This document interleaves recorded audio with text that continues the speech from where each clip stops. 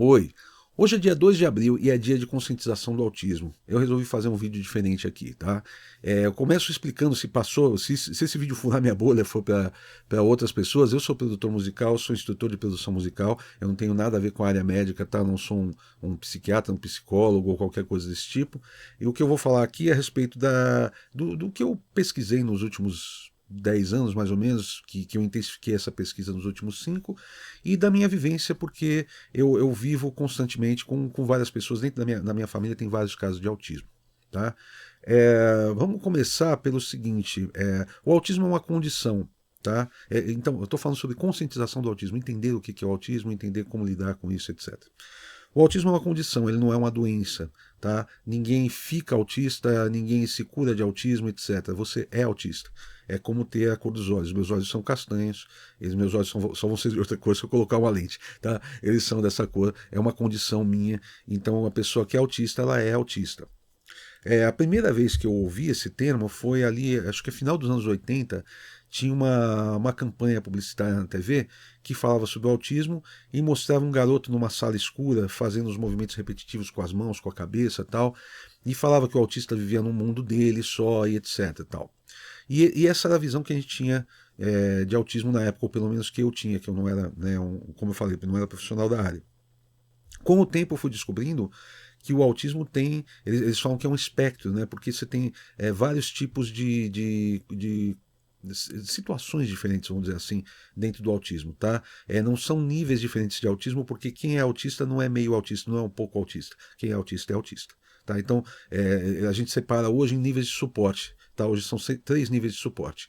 Tá? O primeiro nível é quem precisa de menos suporte, quer dizer, quem precisa de menos ajuda para levar a vida. O segundo nível, quem precisa mais. O terceiro nível, quem precisa mais. Esse caso desse garoto que estava representado na campanha publicitária seria um nível 3, entendeu? A gente não sabia que existia, eu pelo menos não sabia que existia essas outras condições aí. Como é que eu fui começar a pesquisar a respeito disso? Primeiro que alguns amigos tiveram filhos que são autistas, e aí falavam a respeito, e eu comecei a pesquisar e entender um pouquinho melhor. E depois eu tive um filho, tá, o Victor, que hoje ele tem 9 anos, que ele é autista também, ele é autista e TDAH. E eu descobri que assim, a gente descobriu muito cedo que ele era diferente. Ele tinha umas coisas assim com relação ao modo de agir, a dificuldade para dormir durante a noite, a coisa de ele organizava os dinossaurozinhos dele por ordem de tamanho, os carrinhos por cor, ele tinha umas coisas meio metódicas que ele fazia, e se você tirasse um dinossauro da ordem, ele tinha que colocar, ele tinha que tal. Ah, isso significa que. Ah, meu filho faz isso. Significa que ele é autista? Não necessariamente. Tá? Você pode ter várias características em comum com o autismo e não ser autista. Eu mesmo tenho muitas. Eu tinha quase certeza que eu era autista e eu fiz uma bateria de testes, né? E chegamos à conclusão que eu não sou. Mas aí, depois de uns anos, a gente conseguiu fazer. Esses testes são caros, infelizmente. E aí eu consegui fazer esses testes com o Victor e a gente descobriu isso, que ele é autista e tem TDAH. Ele teve atraso na fala, esse é o caso dele, nem todo autista vai ter atraso na fala, nem todo mundo que tiver atraso na fala é autista, tá? Por isso que é difícil de explicar e por isso a gente precisa conscientizar, mas ele teve atraso na fala, ele começou a formar frases completas com 4 anos de idade, antes era só palavras meio desconexas, tal. A gente entendia o victorês dele, como ele falava, para a gente poder fazer as coisas que é normal para criança, né? Mas ele foi após os 4.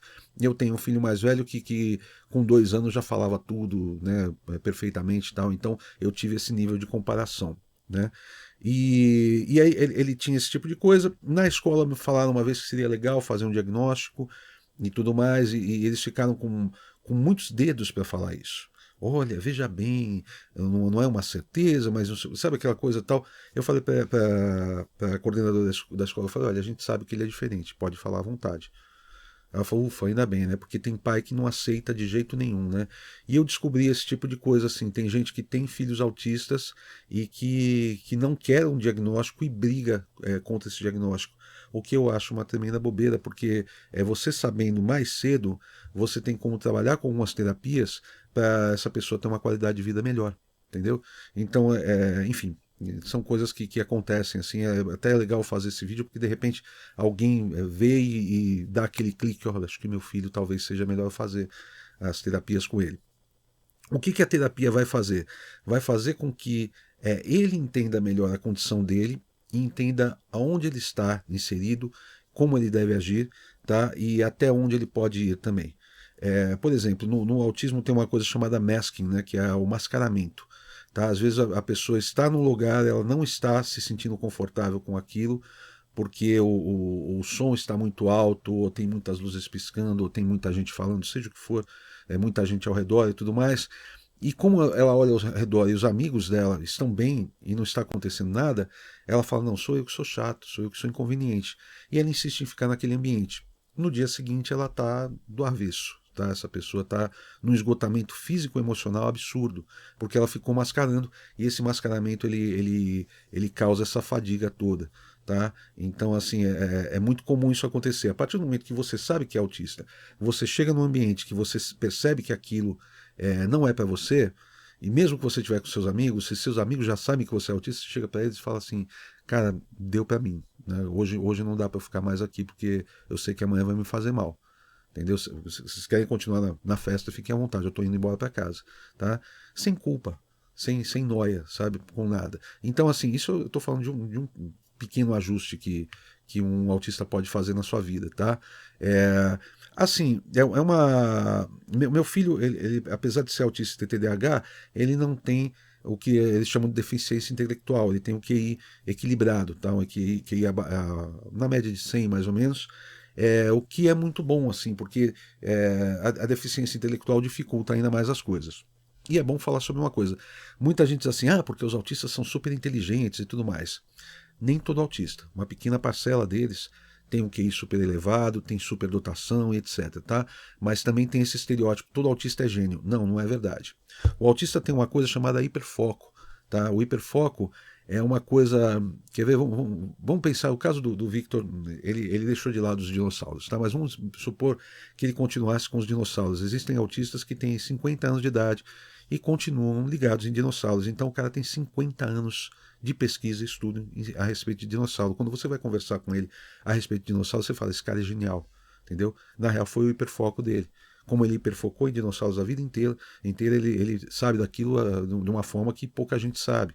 Assim como eu tenho mais informação sobre música do que muita gente, porque eu estou há 40 e tantos anos fazendo música, entendeu? Então, a possibilidade de eu saber algumas coisas que pessoas que não vivem isso sabem é maior. Né? Então não significa que eu seja um gênio, significa que eu me informei mais a respeito daquilo. Como eu falei, eu tenho muitas características em comum com o autismo. Quando eu fiz os testes, deu negativo para autismo. Tá? E assim, foi uma coisa que eu me surpreendi por um lado e fiquei até meio decepcionado porque explicaria muita coisa. Tá? O autismo tem até a ver também com dificuldades de interação social, que não é uma coisa que assim, se eu é difícil explicar isso. Eu não sou uma pessoa antissocial, uma pessoa que se você chegar e for falar comigo eu vou me fechar e tudo mais. Mas eu não sou a alegria da festa. Tá? Eu não sou a pessoa que vai chegar no lugar e tô aqui, que maravilha e tal, e ficar dançando a noite inteira e tudo mais. Não, se eu chego numa festa que tem 1000 pessoas, eu vou estar naquele cantinho mais silencioso com aquelas 5 pessoas que eu gosto, interagindo com elas. Entendeu? Esse é o meu jeito assim, e isso tem muito a ver com autistas também, entendeu? Então, por isso que eu achava que eu era. Mas enfim, fiz os testes, não sou.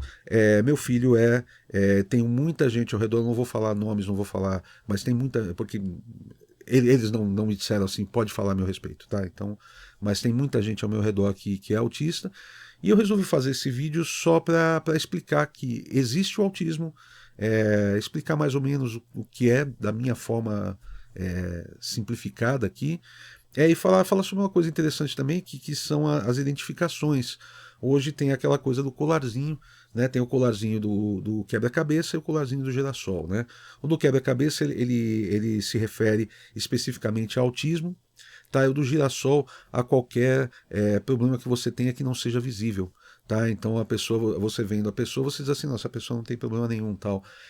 Ele tá no colarzinho, você fala assim: ok, então ela pode entrar numa fila preferencial porque ela precisa, etc. O colarzinho de quebra-cabeça tem uma certa polêmica, porque tem gente que acha que não é adequado, mas por outro lado ele é mais conhecido. Você sai com o do girassol, algumas pessoas podem pensar que é só um crachazinho de uma empresa. entendeu? E não te dá espaço. Então, se você está numa fila de supermercado e aparecer uma pessoa com o colar de autismo, ou o colar do girassol, ou o colar do quebra-cabeça, essa pessoa ela tem direito em fila preferencial, tem uma hierarquia, eu não me lembro assim, mas tipo, vamos dizer, a mulher grávida, o idoso, o autista, tal, tem uma hierarquia, quem pode passar na frente, tá? Mas tem direito porque essa pessoa pode ter crises sensoriais, ela pode estar num lugar que tem muito barulho, isso, aquilo, ela entrar em crise, tem gente que entra em crise com facilidade, tem gente que não, a gente nunca sabe, tá? Então, conscientização, novamente, para você entender que existe. Se você vê uma pessoa com esse tipo de colarzinho, você fala, ok, entendi. Tá? Então aí você pode ter uma. Você não vai tratar essa pessoa como se ela fosse uma criança idiota, não é isso. Entendeu? Mas você pode ceder o seu lugar na fila, você pode se perceber que a pessoa está tendo algum tipo de crise, você pode perguntar se você pode ajudar de alguma forma, etc. Tá bom? Não tenho muito assim embasamento para falar, estou falando da minha vivência aqui. Tá bom? Espero que seja útil para alguém. E é isso aí. Um abração para todos vocês. Dia de conscientização do autismo. Valeu.